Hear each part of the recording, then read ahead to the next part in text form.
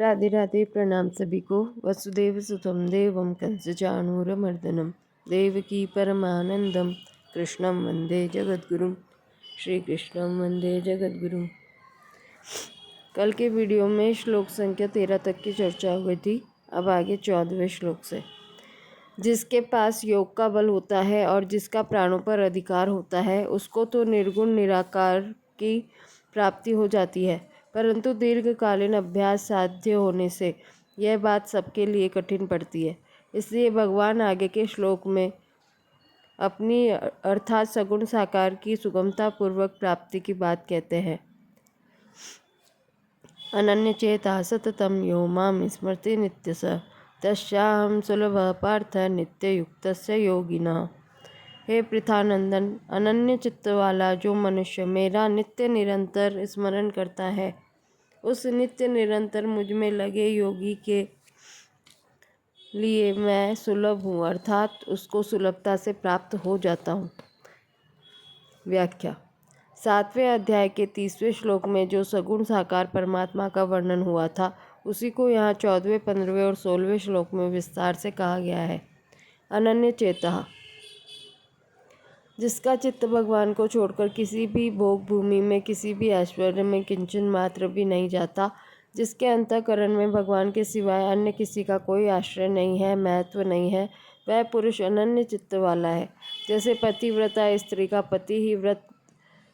पति का ही व्रत नियम रहता है, पति के सिवाय उसके मन में अन्य किसी भी पुरुष का राग पूर्वक चिंतन कभी होता ही नहीं। शिष्य गुरु के और सुपुत्र माँ बाप के परायण रहता है, उनका दूसरा कोई इष्ट नहीं होता। इसी तरह भक्त भगवान के ही परायण रहता है।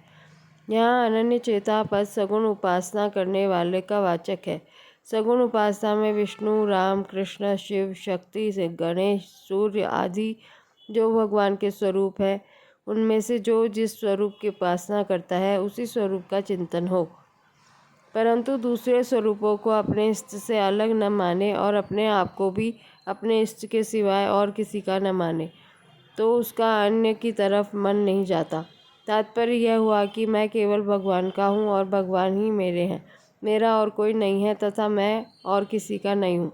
ऐसा भाव होने से वह अनन्य चेता हो जाता है। सततम यो माम स्मृति नित्य स।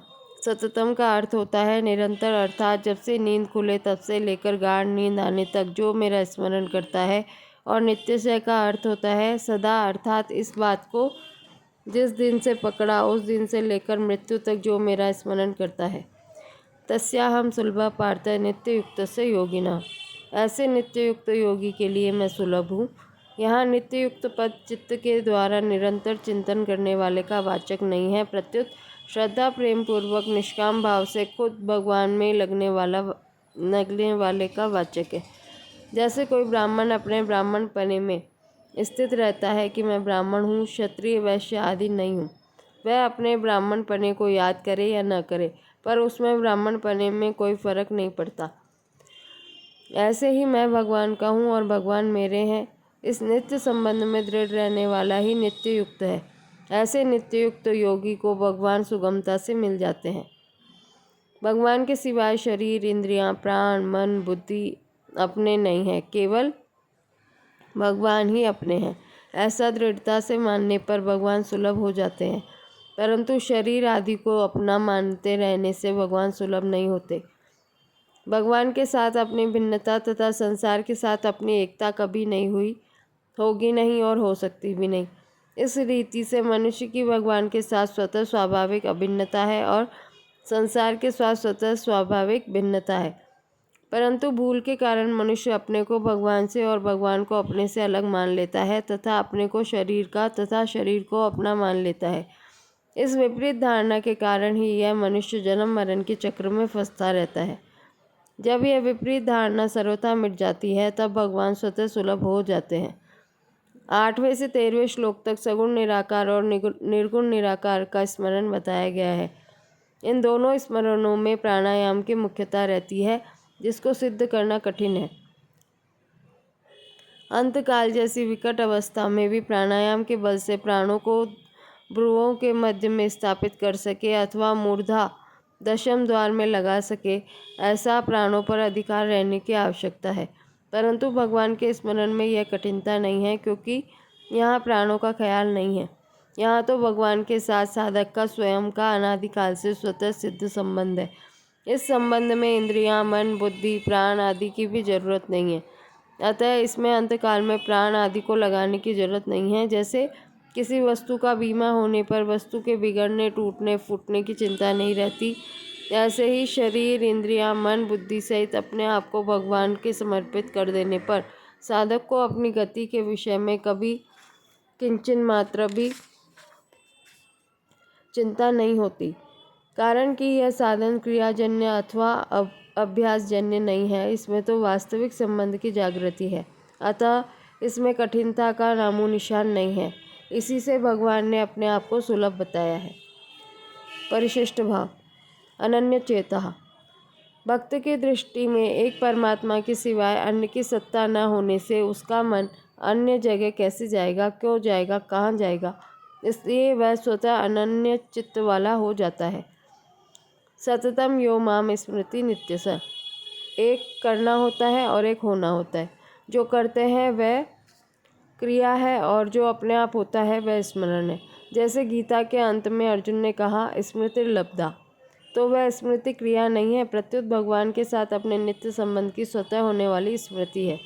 भगवान के स्मरण में खास हेतु उनमें अपनापन है। भगवान ही मेरे हैं और मेरे लिए हैं। इस प्रकार भगवान में अपनापन होने से स्वतः भगवान में प्रेम होता है, और जिसमें प्रेम होता है उसका स्मरण अपने आप और नित्य निरंतर होता है। इसलिए भगवान ने 7वें अध्याय के आरंभ में मय्या सक्तमनः पद से अपने में आसक्ति अर्थात प्रेम होने की बात कही है। तात्पर्य है कि केवल भगवान को ही अपना और अपने लिए मानने से साधक की भगवान में प्रियता हो जाती है। भगवान में प्रियता होने के बाद फिर भगवान का स्मरण स्वतः होता है। नित्य युक्तस्य। नित्य निरंतर भगवान के साथ जुड़ा हुआ होने से भक्त को नित्य युक्त कहा गया है। 7वें अध्याय के 17वें श्लोक में तेषाम ज्ञानी नित्य युक्तः पदों से भी यही बात कही गई है। नित्य युक्तस्य पद से श्लोक के पूर्वार्ध में आई सभी बातों का समाहार हो जाता है। तस्याहम सुलभः पार्थ। भगवान ने महात्मा को दुर्लभ बताया है, स महात्मा सुदुर्लभ, पर यहाँ अपने को सुलभ बताया है। इसका तात्पर्य है कि संसार में भगवान दुर्लभ नहीं है, प्रत्युत उनके तत्व को जानकर उनके शरण होने वाले भक्त दुर्लभ है।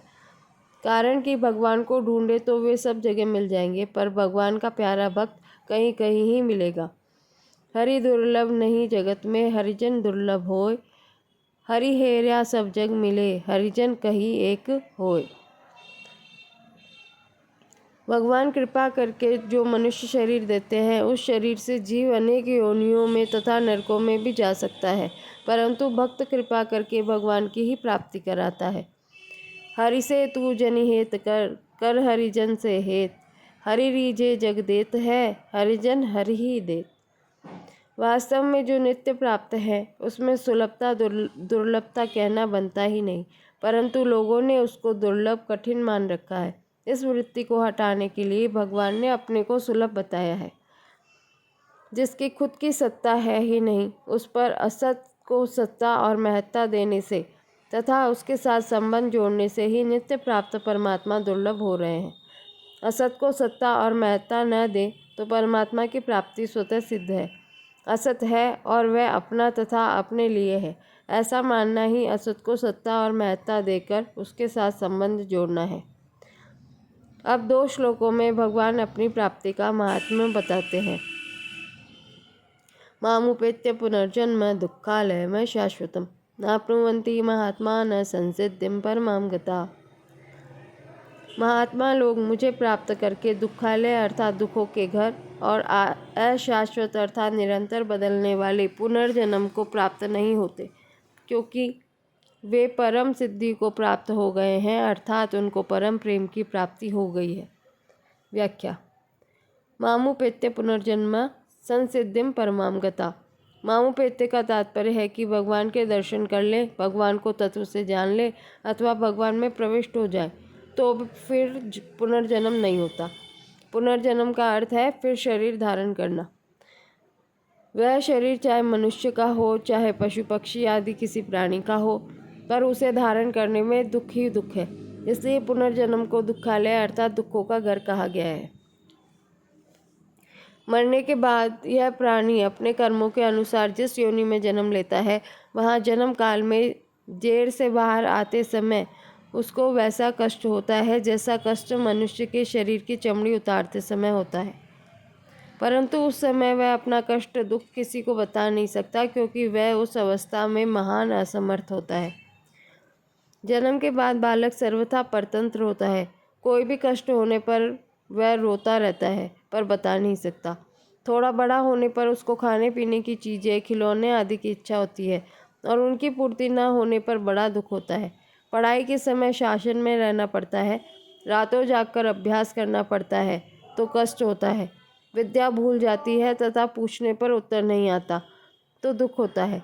आपस में ईर्ष्या, द्वेष, डाह, अभिमान आदि के कारण हृदय में जलन होती है। परीक्षा में फेल हो जाए तो मूर्खता के कारण उसको इतना दुख होता है कि कई आत्महत्या तक कर लेते हैं। जवान होने पर अपनी इच्छा के अनुसार विवाह आदि न होने से दुख होता है।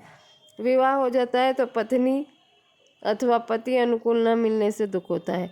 बाल बच्चे हो जाते हैं तो उनका पालन पोषण करने में कष्ट होता है। लड़कियां बड़ी हो जाती है तो उनका जल्दी विवाह न होने पर माँ बाप की नींद उड़ जाती है। खाना पीना अच्छा नहीं लगता, हरदम बेचैनी रहती है। वृद्धावस्था आने पर शरीर में असमर्थता आ जाती है। अनेक प्रकार के रोगों का आक्रमण होने लगता है। सुख से उठना बैठना, चलना फिरना, खाना पीना आदि भी कठिन हो जाता है। घर वालों के द्वारा तिरस्कार होने लगता है। उनके अपशब्द सुनने पड़ते हैं। रात में खांसी आती है, नींद नहीं आती। मरने के समय भी बड़े भयंकर कष्ट होते हैं। ऐसे दुख कहाँ तक कहें, उनका कोई अंत नहीं। मनुष्य जैसा भी कष्ट पशु पक्षी आदि को भी होता है। उनको शीत, घाम, वर्षा, हवा आदि से कष्ट होता है। बहुत से जंगली जानवर उनके छोटे बच्चों को खा जाते हैं तो उनको बड़ा दुख होता है। इस प्रकार सभी योनियों में अनेक तरह के दुख होते हैं। ऐसे ही नरकों में और 84 लाख योनियों में दुख भोगने पड़ते हैं। इसलिए पुनर्जन्म को दुखालय कहा गया है। पुनर्जन्म को अशाश्वत कहने का तात्पर्य है कि कोई भी पुनर्जन्म निरंतर नहीं रहता, उसमें हरदम परिवर्तन होता रहता है। कभी कहीं किसी भी योनि में स्थायी रहना है नहीं होता। थोड़ा सुख मिल भी जाता है, वह भी चला जाता है और शरीर का भी अंत हो जाता है। 9वें अध्याय के 3 श्लोक में इसी पुनर्जन्म को मौत का रास्ता कहा है। मृत्यु संसार वर्तमनी। यहाँ भगवान को मेरी प्राप्ति होने पर पुनर्जन्म नहीं होता, इतना ही कहना पर्याप्त था। फिर भी पुनर्जन्म के साथ दुखालय और अशाश्वत ये 2 विशेषण क्यों दिए गए?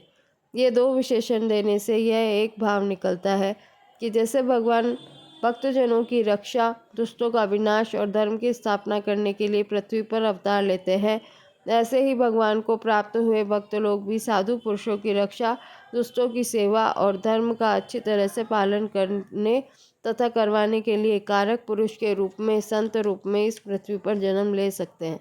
अथवा जब भगवान अवतार लेते हैं तब उनके साथ पार्षद के रूप में भी ग्वाल बालों की तरह वे भक्तजन पृथ्वी पर जन्म ले सकते हैं।